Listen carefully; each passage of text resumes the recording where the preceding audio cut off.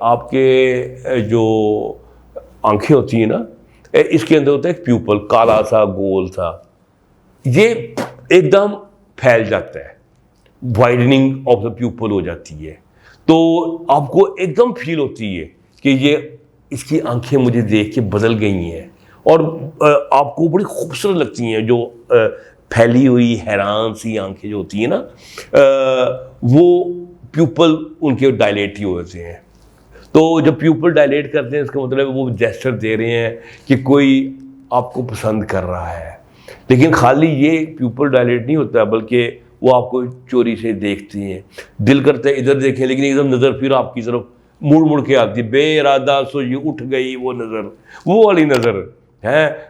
इरादा तो मेरा ना था, कसदन तो ना था, लेकिन ये नज़र है कि ये बार बार तुम्हारी तरफ बेइरादा उठ जाती है।